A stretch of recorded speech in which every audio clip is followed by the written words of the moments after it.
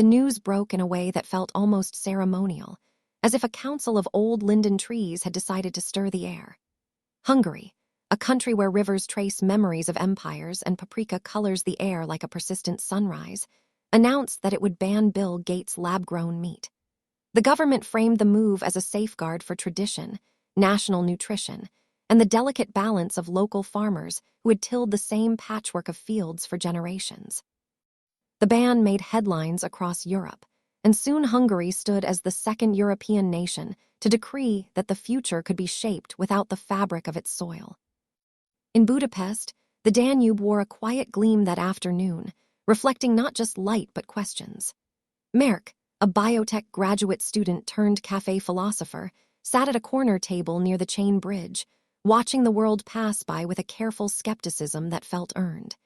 He had grown up among the markets where peppers glowed red under paper lanterns, and the air carried the scent of fresh bread and livestock.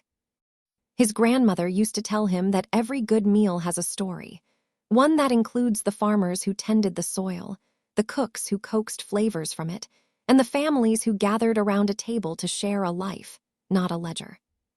The announcement stirred a chorus of voices. Some cheered, certain that order and history demanded a pause before the horizon could be claimed by silicon and Petri dishes. Others spoke with a different cadence, workers who worried about livelihoods, scientists who worried about lost opportunities for nutrition, and teenagers who posted memes suggesting that progress is a fork in the road. You can take the safe path or the curious one. Across town, Lily, a chef who ran a tiny bistro near the Great Market Hall, found inspiration in the stir. Her menu recently had experimented with modernist techniques, soil-like aromatics, fermented tomatoes, and understanding that flavor comes from memory as much as science.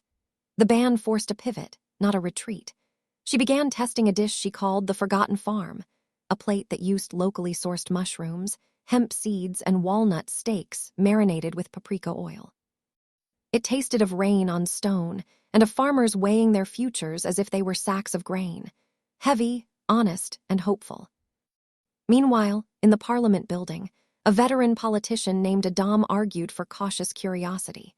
He spoke in a voice that carried the gravity of a library echo, careful not to trample the seeds of innovation, but insisting that they be planted with the right hands and the right soil conditions. He reminded his colleagues that a nation's strength lies not only in what it consumes, but in the questions it asks. What does it mean to be nourished by the land? How should a society steward biotechnological power while honoring the people who grow and prepare food every day?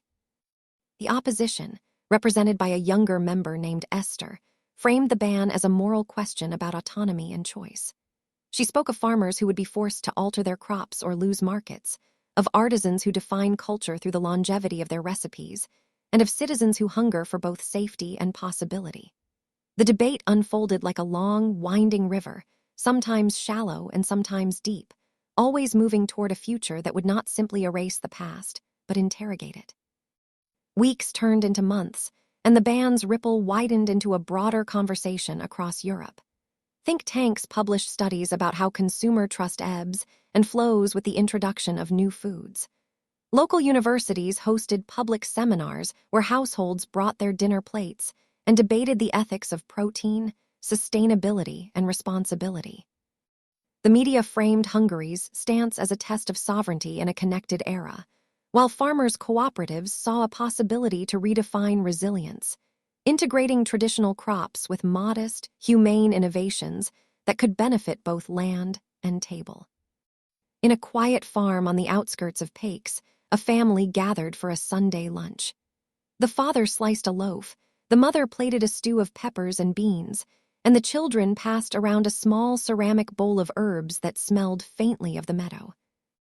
The grandmother, who had lived through years of scarcity and abundance, pressed a crust of rye into the hands of her grandchildren and whispered, with the certainty of someone who has weathered many storms, that nourishment is a conversation between earth and community. The ban, she mused, was not the act of closing doors, but of choosing which doors to open and when to invite the world in. As seasons shifted, so did the perception of what it meant to eat well. The second European nation to implement Gates' lab-grown meat ban became, for many, less a headline and more a reminder. Progress is not a single invention, but a tapestry woven from policy, culture, labor, and longing. Some nights, Merk would walk along the riverbank and listen to the quiet of the water, imagining a future where the question of what sustains us is decided not by a product label, but by the shared commitment to nourishment grounded in place, memory, and community.